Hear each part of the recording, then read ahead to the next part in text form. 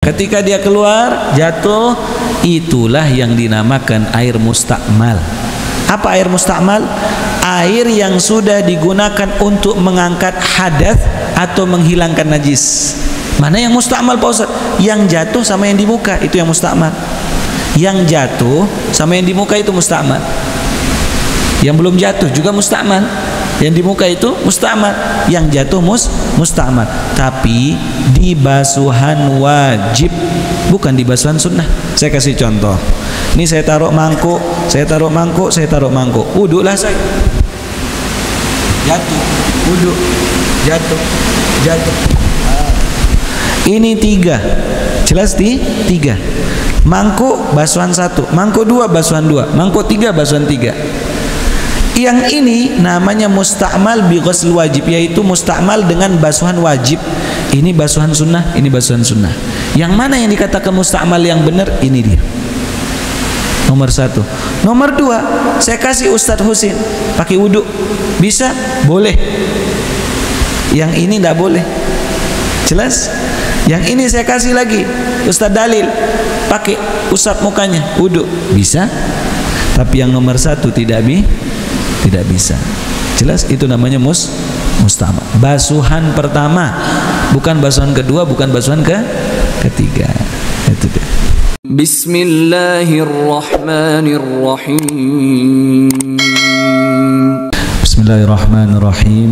Assalamualaikum warahmatullahi wabarakatuh. Alhamdulillah wassalatu wassalamu ala sayyidina Muhammadin wa ala alihi wa sahbihi ajma'in. Amma ba'du. Bapak-bapak, ibu-ibu, sebelum kita mulai kajian boleh rapat ke depan. Ibu-ibunya diminta ke shop pertama semua. Boleh rapat lagi, lebih depan lagi. Kita ngambil sunnah Nabi Muhammad SAW. Boleh depan lagi. Baik. Bapak-bapak, ibu-ibu yang dimuliakan oleh Allah Subhanahu wa taala, bersyukur pada Allah Subhanahu wa taala pada malam hari ini kita diberikan kesempatan oleh Allah Subhanahu wa taala untuk kembali lagi duduk di majelis hadis Nabi Muhammad sallallahu alaihi wasallam. Kita sama-sama berdoa kepada Allah Subhanahu wa taala, semoga kita semua yang hadir di tempat ini dipanjangkan umur sama Allah Subhanahu wa taala, dimurahkan rezeki Allah Subhanahu wa taala, hajat-hajat kita dipercepat sama Allah Subhanahu wa taala, dipermudah Allah Subhanahu wa taala, keturunan dan keluarga kita jadikan saleh dan salihah, dan kita meninggal dalam kondisi husnul khatimah. Bismillahil Fatihah. Bapak-bapak, ibu-ibu yang dimuliakan oleh Allah Subhanahu wa taala, kita lanjutkan kajian kita dalam kitab Riyadhus Shalihin. Hadis yang selanjutnya yang dibawakan oleh Imam Nawawi rahimahullahu taala dalam bab bayani kathri turuqil khair. Bismillahirrahmanirrahim. Bab ke-13, banyak jalan menuju kebaikan. Bab banyak jalan menuju ke tempat kebaikan.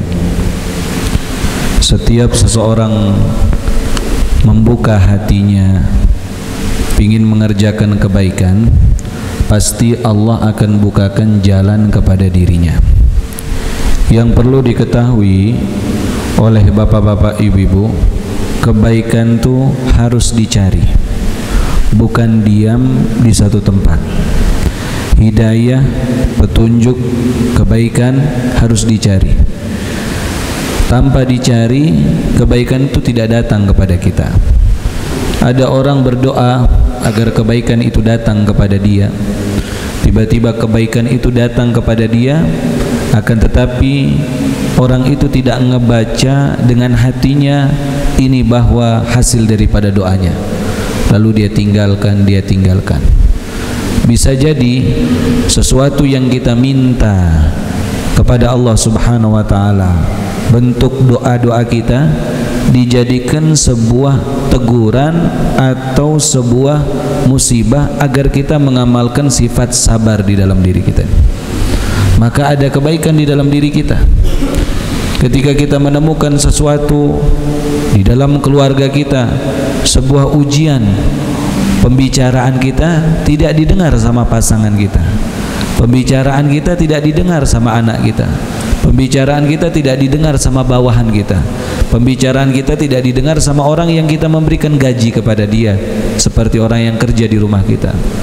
Maka ini tempat Allah mau mengabulkan doa kita sebenarnya, agar kita mengamalkan sifat kesabaran di dalam diri kita.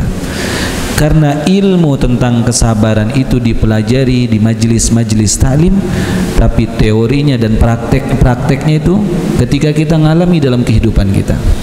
Ketika kita mendengar bagaimana ganjaran yang begitu besar diberikan sama Allah bagi orang yang bersabar, saking besarnya bi ghairi hisab, tanpa hisab.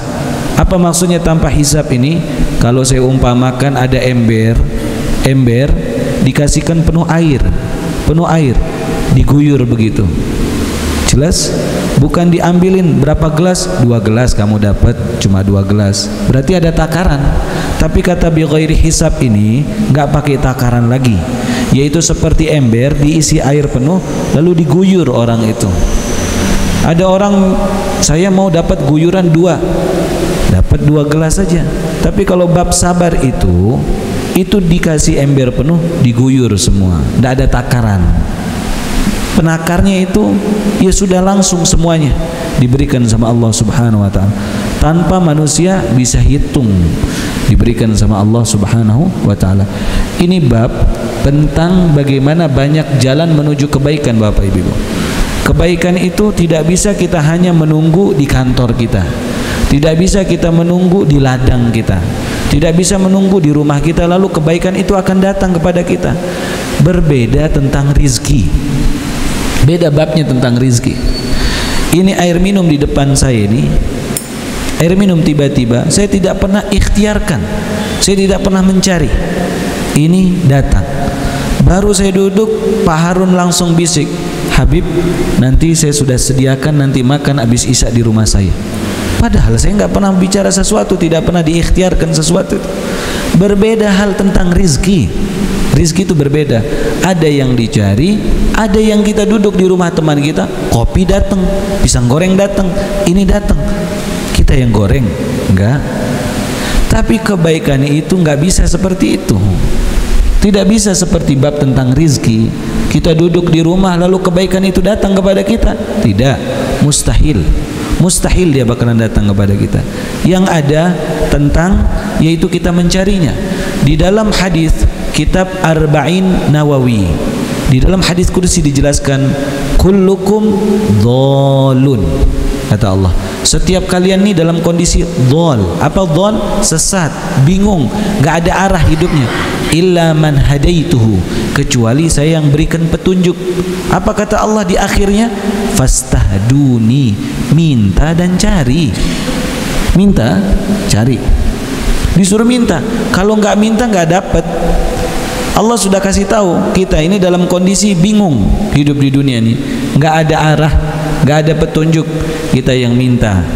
Makanya sungguh membingungkan bagi saya, heran bagi saya, ada seorang habis sholat langsung berdiri pulang tanpa zikir, tanpa berdoa. Hebat benar mau mengarungi dunia ini seperti ini tanpa bantuan Allah.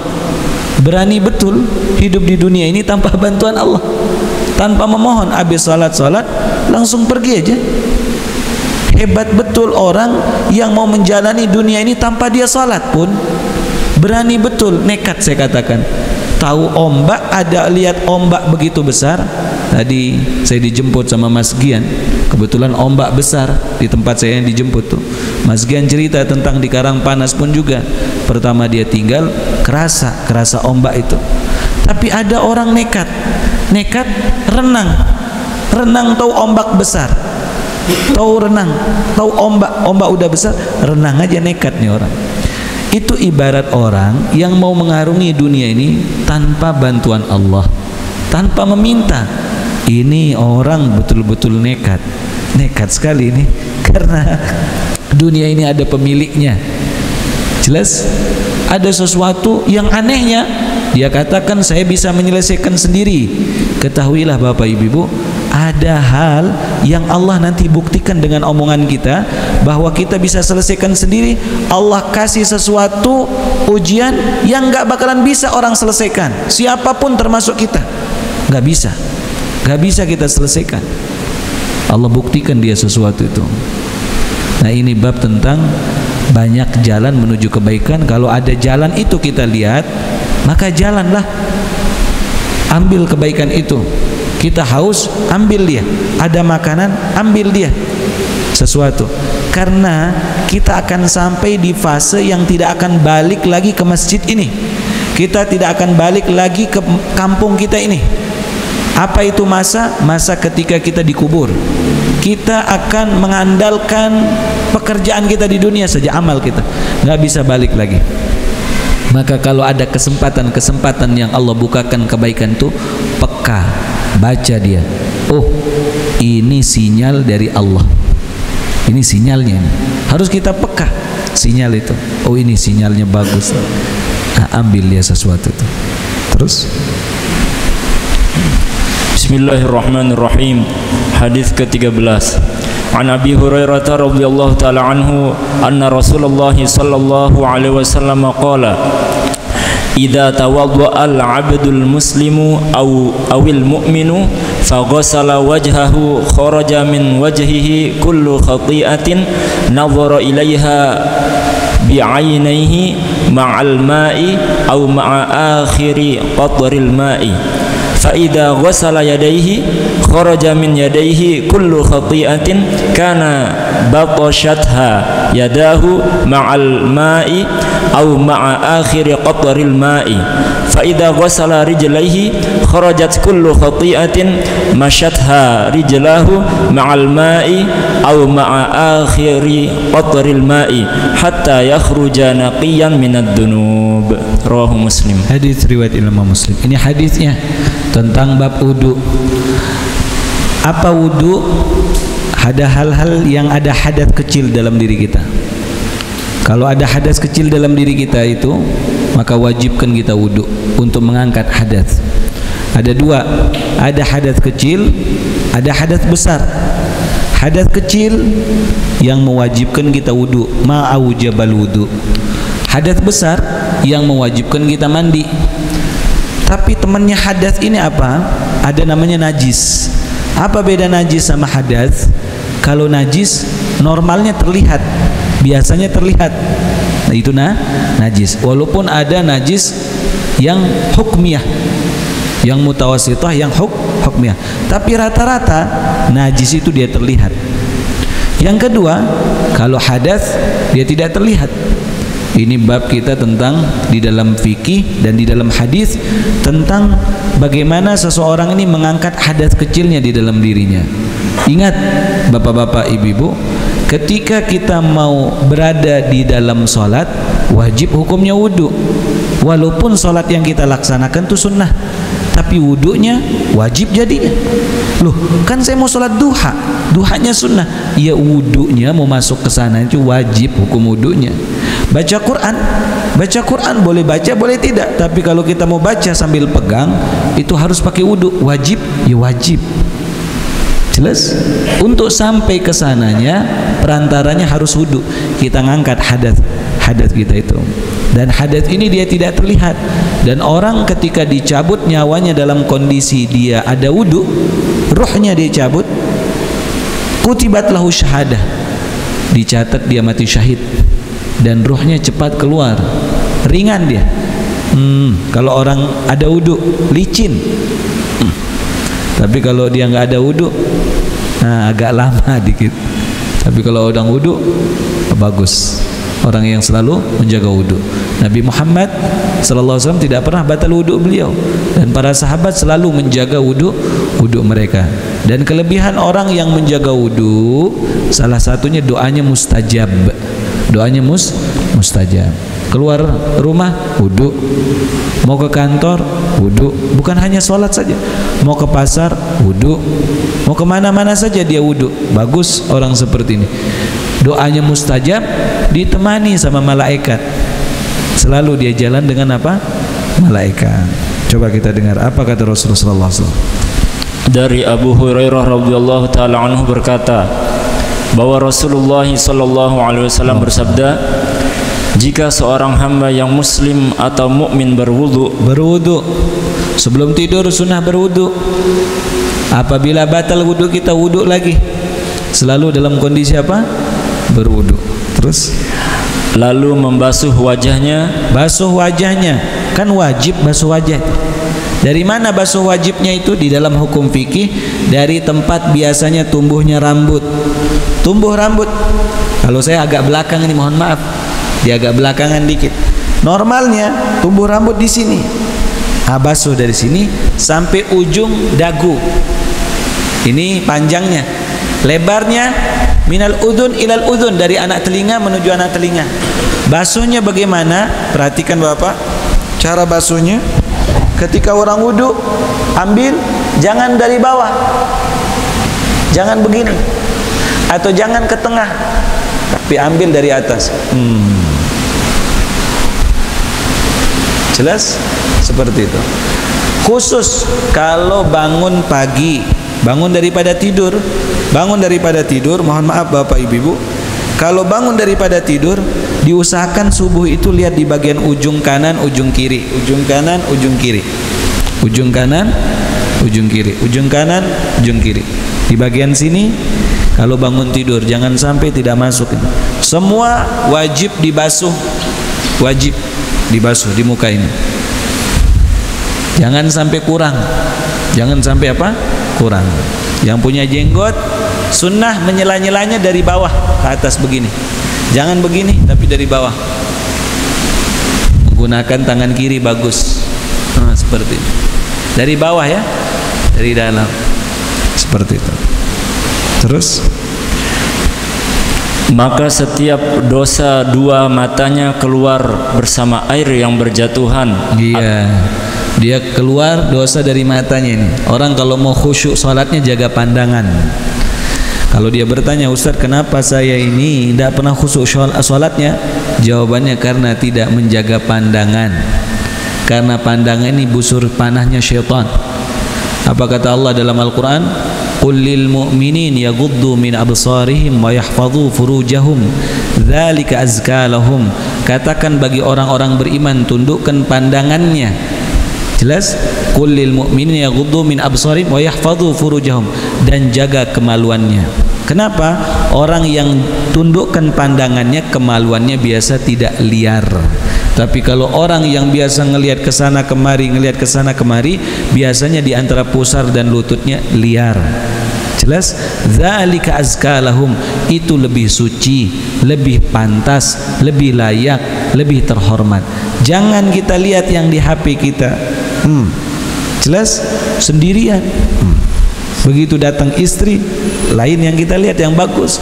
Tapi pas sendiri, Masya Allah, di handphone ini bahaya. Dulu begitu saya di Yaman belajar, kakak daripada Al-Habib Umar bin Hafidh, Al-Habib Ali Al-Mashhur, ketua mufti, beliau ceramah. Apa kata beliau yang saya dengar langsung dari beliau pas di kajian beliau? Nanti suatu saat ada orang bermaksiat di masjid. Tuh, di benak saya, gimana ceritanya ada orang bermaksiat di masjid? Dia bawa handphonenya, di sini banyak isinya yang terlarang. Di handphonenya dia taruh bawa sholat seperti ini. Dia bawa, hati saja terlihat, apalagi beginian. Jelas? Begitu dalam kondisi iktikaf dia lihat, dalam kondisi sendirian. Bahkan ketika iktikaf dia chatting sama lawan jenisnya bermaksiat di dalam masjid. Bahaya ini handphone ini. Bahaya apa? Handphone. Banyak isi yang nggak benar di dalamnya. Foto-foto yang nggak benar di HP kita, bukan HP orang, HP kita. Kita simpan nomor yang biasa kita chat, bukan pasangan. Seperti itu. Jangan sembarangan dilihat di di HP. Terus Maka setiap dosa dua matanya keluar bersama air yang berjatuhan atau bersama tetesan air yang terakhir jatuh dari wajahnya. Ketika dia keluar jatuh, itulah yang dinamakan air mustakmal. Apa air mustakmal? Air yang sudah digunakan untuk mengangkat hadas atau menghilangkan najis. Mana yang mustakmal Pak Ustaz? Yang jatuh sama yang di muka, itu yang mustakmal. Yang jatuh sama yang di muka itu mustakmal. Yang belum jatuh juga mustakmal. Yang di muka itu mustakmal. Yang jatuh mustakmal. Tapi di basuhan wajib, bukan di basuhan sunnah. Saya kasih contoh. Ini saya taruh mangkuk, saya taruh mangkuk, saya taruh mangkuk. Wuduklah saya. Jatuh, wuduk, jatuh, jatuh. Ini tiga. Jelas tiga. Mangkuk basuhan satu, mangkuk dua basuhan dua, mangkuk tiga basuhan tiga. Yang ini namanya mustakmal bi ghusl wajib, yaitu mustakmal dengan basuhan wajib. Ini basuhan sunnah, ini basuhan sunnah. Yang mana yang dikatakan mustakmal yang benar? Ini dia. Nomor satu. Nomor dua, saya kasih Ustadz Husin pakai wudhu, bisa? Boleh. Yang ini tidak boleh. Jelas? Yang ini saya kasih lagi Ustadz Dalil pakai usap mukanya, wudhu, bisa? Tapi yang nomor satu tidak bisa. Jelas? Itu namanya mustakmal. Basuhan pertama, bukan basuhan kedua, bukan basuhan ketiga. Itu dia. Terus, jika dia membasuh kedua tangannya, basuh kedua tangan. Dalam hukum fikih cara basuh tangan, cara membasuh tangan di dalam kitab Muqaddimah pun dijelaskan. Kalau tempatnya bejana, gayung, bejana, kolam, atau wudhu di pantai, di laut, caranya bagaimana? Ambilnya begini. Jelas? Dari asabi, dari jari jemari menuju siku. Tapi kalau air yang menghampiri badan, itu dari siku-siku menuju jari jemari. Seperti apa? Keran. Ada orang ngambilin kita pakai selang, atau ngambilin pakai kocor, disiramin kita. Itu dari apa? Dari siku-siku menuju jari jemari. Jangan begini, kita diambilin. Udah wudhu pakai keran? Tidak. Jelas? Jelas apa tidak ini? Kalau air yang menghampiri tangan, dari siku menuju jari jemari. Tapi kalau bejana,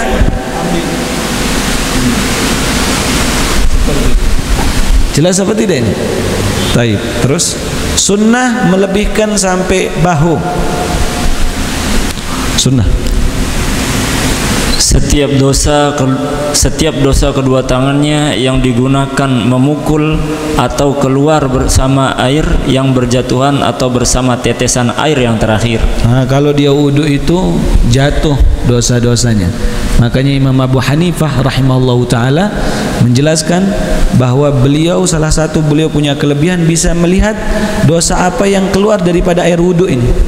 Kelihatan. Apa dosa apa yang keluar ketika orang wudhu. Sering-sering wudhu, batal wudhu lagi, dosa hilang. Dosa apa? Hilang. Makanya kata Rasulullah SAW, 3 hal yang paling cepat naikin orang ke derajat yang tinggi. Yang pertama, isbaghil wudhu alal makarih, yaitu wudhu, menyempurnakan wudhu dalam kondisi tidak senang. Musim hujan, kita tidak ada tujuan sholat, pokoknya wudhu disuruh, wudhulah dia. Jelas? Mau sholat? Enggak. Mau ngaji? Enggak. Pokoknya jaga wudhu. Lagi dalam kondisi enggak senang, wudhu. Ini naikin derajat orang. Yang kedua, jalan ke masjid. Jalan apa? Ke masjid. Jalan menuju ke masjid, naik derajat seseorang. Yang ketiga, yaitu menunggu al-irbat, namanya ribat. Menunggu sholat, dari sholat menuju sholat, menunggu sholat menuju sholatnya. Ini naikin derajatnya seseorang. 3 hal. Terus, jika dia membasuh kedua kakinya, setiap dosa kedua kakinya yang digunakan berjatuhan bersama air atau bersama tetesan air yang terakhir. Kenapa tidak disebut rambut? Kenapa tidak disebut rambut? Tadi muka, habis itu tangan, habis itu kaki. Kan yang kalau urutan wudhu, muka, tangan, rambut, kaki, selesai. Tertib. Pertama kan niat, muka, tangan, rambut, kaki, selesai. Telinga tidak wajib. Kenapa tidak disebut rambut di sini?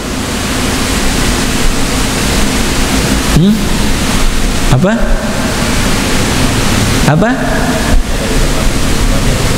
Bagian dari wajah. Tidak. Dia jawab, bukan dia jawab. Kata Rasul bilang, kalau orang wudu keluarlah dosa-dosa dari matanya. Kalau muka, tangan. Kalau kaki, langsung kaki. Ada yang tahu? Karena anggota yang disebut ini semua yang sering maksiat. Jarang maksiat rambut ini. Rambut ini jarang apa? Maksiat. Kecuali di bawah apa? Kaki yang bawa dia. Kalau dia di bawah kaki, ikut dia semua. Jarang ada rambut ini maksiat. Yang ada maksiat mata, maksiat mulut, maksiat tangan, maksiat kaki. Jelas? Itu seperti itu. Kalau rambut ada maksiat? Enggak ada maksiat. Kalau rambut, makanya tidak disebut di sini. Jelas? Makanya yang keluar dosanya. Nah, sekarang dibahas kaki sama Rasul. Pertama muka. Muka ini ada mata, ada mulut. Jelas? Tangan ini macam-macam. Tangan ini kadang sering ganggu orang. Disebut dalam hadis, engkau pernah pukul orang, engkau pernah nyakitin orang, disebut itu. Kaki ini yang paling banyak. Kenapa? Kalau kaki sudah bergerak, semua anggota badan. Jelas? Anggota badan. Makanya dalam hukum fikih, dalam bab membatalkan sholat, ini kaki ini agak berat. Berbeda sama tangan. Saya kasih contoh. Di dalam hukum fikih mazhab Imam Syafi'i, bergerak 3 kali berturut-turut membatalkan sholat. Kalau tangan, 1 bolak-balik, ini 1. Bolak-balik ini apa? 1. Kalau kaki, 1 kali langkah, 1. Saya kasih contoh. Nih, tangan kita gatel. Taruh. Ini berapa? 1. Kalau kaki 2 sudah ini. Jelas sudah apa? 2, bukan 1. Begini 1. Begini 2. Jelas? Ketiganya berturut-turut langsung batal. Ketiganya, bukan keempatnya, ketiganya langsung batal. Dan di dalam hukum fikih termasuk yang membatalkan sholat walaupun sekali watbah, lompat itu dengan kaki begini saja sedikit batal. Jelas? Langsung apa? Batal. Kita begini lewat sesuatu, batal. Kan sekali Pak Ustaz, enggak batal, semua bergerak soalnya. Itu beratnya namanya kaki. Kalau tangan maksiat, kadang-kadang enggak ikut kaki, kita ganggu orang kadang-kadang enggak ikut kaki, mata ngelihat kadang enggak ikut. Kalau kaki jalan, semua badan ini di bawah. Nih kaki nih. Makanya yang paling berat besok di akhirat ini masalah kaki yang buat orang tergelincir. Jatuh dia. Begitu Nabi Muhammad SAW jalan di atas sirat, beliau di atas sirat sampai ujungnya, maka terbang sesuatu di sebelah kanan beliau sama sebelah kiri beliau. Apa itu? Rahim sama amanah. Kanan sama kiri beliau. Rahim yang sering putus silaturahim, walaupun dia bagus ibadahnya, diberatin bagian sini, tergelincir dia. Bagus silaturahim, dia ndak amanah, ditekan bagian sininya. Ini 2 ini kanan kirinya Nabi. Mana dia tipis, mana dia sulit, mana dia tajam, mana dia gelap, mana dia panjang, belum syaukah. Lagi apa namanya, sesuatu yang keluar kaitan, belum guguk ada. Di sana disebut kalb. Ada seekor anjing yang nerkam. Tapi ini yang ngeberatin. Kayak di perahu itu kanan kiri itu apa namanya? Kantir. Nah itu dia. Kita udah rapi, sholatnya bagus, maghrib isyaknya bagus, wirid pagi petangnya bagus, baca Qur'annya bagus, ngajarnya bagus, pokoknya semua bagus, urusan sama Allah. Tapi dia mutus silaturahim. Jelas? Dia tidak tegur sama orang tuanya sampai dia wafat. Ini tekan dia, penekannya ini agak berat di sini. Atau bagus ibadahnya sama Allah, khatam Quran 1 pekan sekali, masya Allah. Puasa Senin Kemis, dia nggak amanah. Ini buat dia tergelincir. Ya Allah, ini dua ini yang langsung di kanan kirinya Nabi. Makanya Rasul berdoa, Rabbi salim salim, selamatin. Ini yang dua ini bahaya ini. Di dalam hidup seseorang pasti dia akan jumpa sama salah satu ini. Kalau ininya bagus, kadang ininya tidak bagus. Ini bagus, ininya tidak bagus. Kalau dia bagus, dua-duanya bagus sudah itu. Kalau dia bagus, dua-duanya jelas. Rahimnya bagus, dia amanah, bagus sudah insya Allah. Dua ini, jagain yang dua ini. Terus sehingga dia selesai dalam keadaan bersih dari dosa. Sehingga dia bersih dalam keadaan apa? Daripada dosa. Dari kaki nih, dia basuh kakinya. Basuh kaki, Bapak Ibu, sunnahnya pakai tangan kiri. Selalu pakai tangan kiri. Kaki kanan dan kaki kiri sunnah pakai tangan kiri. Sunnah basuh kaki itu. Dan dianjurkan yaitu ditusuk menggunakan kelingking dari bawah, dari jemarinya. Seperti itu, seperti bulan sabit, dari kelingking menuju kelingking, begitu modelnya, seperti bulan sabit. Yang kanan begitu, habis yang kiri dari ibu jari ditusuk seperti itu. Sunnahnya seperti itu. Baru ngadap kiblat, berdoa, baca sholawat dulu. Kalau doanya Allahumma sholli ala sayyidina Muhammad, asyhadu an la ilaha illallah wa asyhadu anna Muhammadan abduhu wa rasuluh. Allahumma ja'alni minat tawabin wa ja'alni minal mutatahhirin wa ja'alni. Hafal kita. Cuma yang banyak orang lupa itu ada dua hal. Ketika dia membaca doa iftitah, langsung dia ucapkan kabiro. Jelas?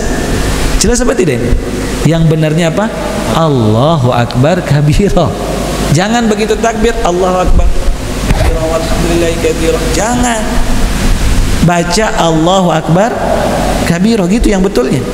Begitu juga doa habis wudu dan habis adzan, jangan la ilaha illallah Allahumma rabb hadhihi da'wati tamah. Jangan, sholawatnya duluan. Harus ada sholawat. Allahumma shalli ala sayyidina Muhammad wa ala Allahumma rabb hadhihi da'wati tamah. Habis wudu juga seperti itu. Allahumma shalli ala sayyidina Allah asyhadu an la ilaha illallah wa asyhadu anna Muhammadan abduhu wa rasul. Itu doa habis wudu sama doanya seperti orang mandi janabah.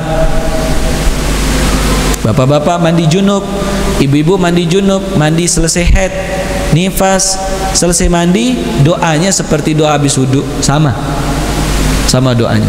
Bapak-bapak habis mandi Jumat, keluar kamar mandi, baca apa? Asyhadu an la ilaha illallah, tapi sholawat dulu. Dan mandi wajib dan mandi sunnah, dua-duanya sunnah berkumur-kumur sebelum mandi, sebagaimana wudu. Jangan langsung, enggak dia berkumur-kumur, saya enggak wudu Pak Ustaz. Mandi janabah sama mandi sunnah itu, mandi Jumat, mandi Id, mandi jumpa sama orang, itu sunnah berkumur-kumur sunnah. Cuma orang nyangkanya ini doa apa? Oh doa wudu. Bukan, ini doa wudu dan doa mandi janabah dan mandi sunnah. Berkumur-kumur, sunnahnya dia wudu. Enggak, wudu dan mandi sunnahnya. Seperti itu. Jelas apa tidak? Nanti diamalkan, diamalkan. Berkumur-kumur nih, hilangkan dosa dari mulut. Yang perlu Bapak Ibu ketahui, kemarin kami sampaikan sebuah kisah yang terjadi, ibu-ibu. Ada seorang perempuan memiliki menantu. Dia punya menantu. Namanya mertua ini, kalau punya menantu senang dikenalin sama teman-temannya, karena menantunya pertama. Ini menantu saya. Apa kata dia? Mengatakan, nak, ayo ibu kenalkan sama temannya ibu. Oh ayo Umi, kata dia, ayo ibu. Jalanlah. Ini kisah nyata di Jakarta terjadinya. Dan beliau ini termasuk orang-orang yang alim. Dia punya suami, diajak ziarah. Begitu ziarah, kata ibunya, mertuanya bilang, nanti kalau kamu ziarah, ini teman ibu ini punya anak dua, salah satunya di luar Islam. Jangan kamu buka jilbabmu langsung semuanya walaupun dia perempuan. Karena di dalam hukum fikih, perempuan muslimah dengan perempuan muslimah auratnya di antara pusar sama lutut. Tapi perempuan muslimah sama orang perempuan tapi di luar Islam enggak, bukan sampai pusar sama lutut. Ada hal-hal yang enggak boleh dilihat sama dia. Dia tidak seperti perempuan biasa hukumnya. Yang boleh terlihat hanya bagian di bagian sini, bagian seperti orang kerja biasa saja. Tapi sisanya enggak seperti orang muslimah. Maka dia pakai kerudung tapi dimundurin dikit. Dimundurin, enggak dibuka semua. Dimundurin dikit. Sesama perempuan tapi dia mundurin dikit. Jelas?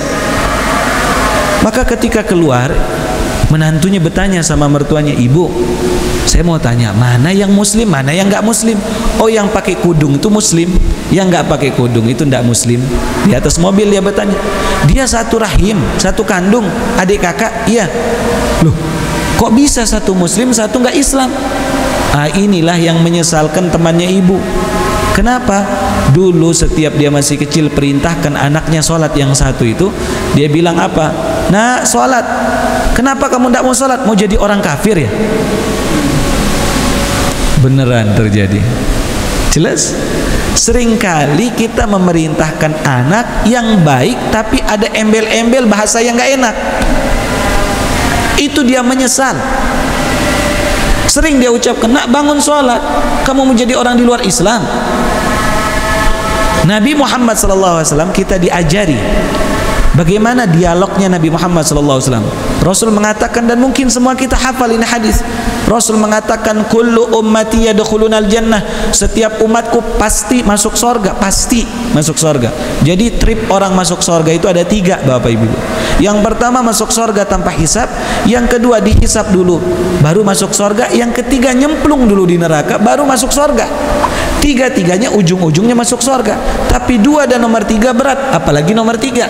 Tapi Rasul mengatakan, "Kullu ummati yadkhulunal jannah." Setiap umatku pasti masuk surga, illa man aba, kecuali yang enggak mau. Rasul, sahabat ditanya, "Man ya'ba ya Rasulullah?" Siapa yang enggak mau? Apa kata Rasul? "Man ata'ani dakhalal jannah."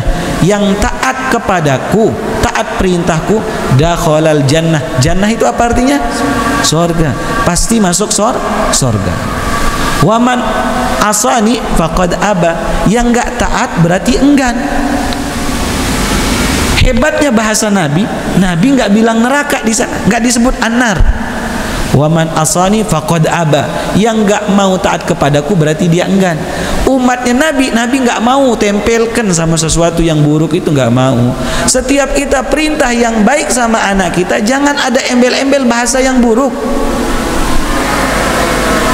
Perintah sholat kan bagus, nah sholat, lalu dicontoh mau jadi orang kafir.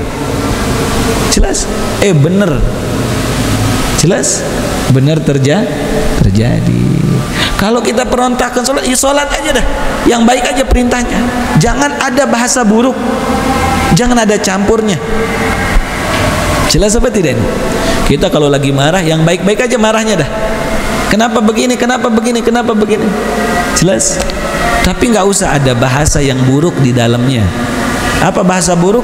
Bahasa yang kecampur di dalamnya sehingga hilang kebaikan itu. Jelas apa tidak? Baik, mudah-mudahan kita amalkan ini. Itu hal yang terjadi agar kita berhati-hati ketika bicara dengan anak kita, supaya kita jangan bilang, "Kenapa kamu ini kok rankingnya begini? Kamu ini malas ya? Tidak belajar." Naudzubillah, dia katakan jahal. "Kamu ini bodoh ya? Kenapa ini?" Benar terjadi itu nanti. Dia lihat, nah rajin-rajin belajar ya. Yang bagus aja ucapan. Kenapa ada harus kata-kata yang gak enak? Jelas? Baik. Kontrol amarah kita. Jangan sampai amarah kita menguasai diri kita. Makanya Rasul mengatakan, orang yang paling kuat itu bukan yang pintar kelahi, yang jago silat, tapi yang bisa menahan dirinya ketika amarah, bisa normalkan dirinya. Orang kalau lagi marah dia nggak normal, separuh agak-agak seperti orang gila, aneh, seperti bukan dia. Jelas? Pintar menguasai dirinya, itu orang yang hebat. Cukup insya Allah. Dipersilakan lu kepada Bapak. Ibu-ibu, bagi yang mau bertanya, ada pertanyaan? Tidak ada?